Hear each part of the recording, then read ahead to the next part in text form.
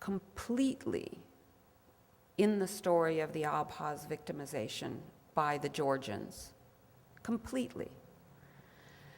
And I knew that I could not help my friends if I stayed stuck in that story.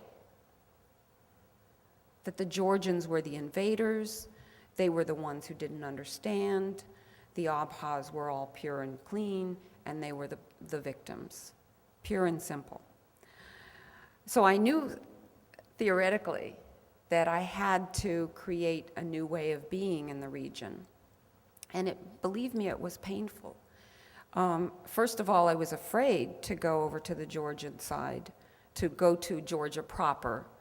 By the way, there was a ceasefire line held by Russian peacekeeping forces and monitored by the UN forces to this day, so that neither side, neither community can go to the other side, certainly not easily and not without peril. And since all during the war I had been making a cry to the international community in writing and in every other venue I could about the plight of the Abkhaz and the potential genocide, I was afraid to go to Georgia proper. I was afraid something might happen to me there. But the enormous custom of hospitality of the Caucasus kept me from knowing that they hated me. They treated me as though they didn't know who I was, that I had always been favoring the Abkhaz side in the war. And I thought, I got away with it. They don't know who I am. I guess I'm just, they didn't read what I was writing. Little by little, working with some Georgians and some Abkhaz, well, little by little, it took 4 years. It took 4 years of going back every several months. First going to the Georgian colleagues I was trying to work with, that is journalists, academics, members of new non-governmental organizations, that is opinion makers on both sides. According to a theory of one of my dear colleagues, John Paul Lederach, if you work with the middle echelon of non-governmental sector, these are the people who talk up, that is, they have people in high places who listen to them, and they can talk down because they're still not so far away from the grassroots that they don't understand what's going on there. So you leverage that community and you get peaceful talk going up and down, and it's faster and easier. Well, I've been testing that theory for quite a while, and I can tell you that even with the most patient and multiple projects that are in the area, not only mine, but several other major organizations and major projects who have been in it from the beginning for the long term, bringing people together, non-governmental actors at all levels together. It seems as though it's still very hard for the people who come to these meetings to go to a meeting, have some breakthroughs in their understanding of where the other side is coming from, and then go back home and feel safe to tell everybody.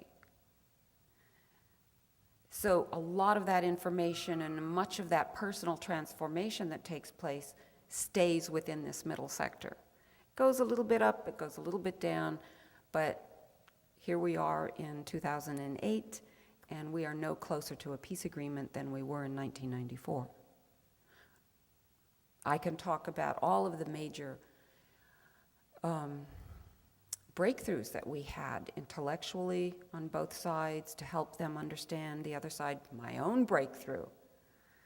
I began to, at some point, not only intellectually understand the side of the Georgians, but to feel their pain in the same intensity that I felt the pain and still feel the pain of my Abkhaz colleagues. And still, you may already hear a partiality that I still am trying to overcome, because we do get stuck in our stories of victimhood and who's the bad guy and who's the good guy and what they did to us. The international community, the US government and the other 6 or 7 major countries which form the negotiation team, that is Britain, France, Germany, and all under the auspices of the UN, generally speaking, even the individuals, but certainly the politics, the stated purpose of this negotiation team is to restore the territorial integrity of Georgia, which means they go to the negotiation table with the Abkhaz on one side and the Georgians on the other side, and they say, we are here. It's in all of their documents. They don't have to say it, but it is essentially, going into a mediation as a third-party neutral, supposedly, and saying, we're going to solve this conflict such that you guys agree to go back to live in Georgia. It's a non-starter. So part of the reason why this particular conflict is stuck in place, in the opinion of many of us who've been doing this work for a long time, is because the international community will not go into at least pretending to be third-party neutrals.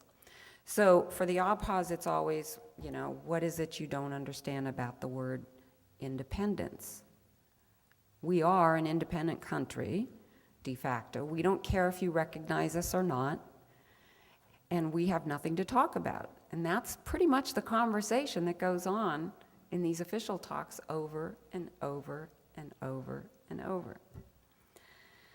The result of living day in and day out in a territory with a frozen conflict is that now what I've seen my dear colleagues doing in the last particularly 4 or so years is they're all turning inward against each other. And it's, you're going over to meet the Georgians. You're no good. We will not vote for you. You're going over to meet with the Abkhaz. You're ready to give them recognition. We won't have anything to do with you or your political party either. So it's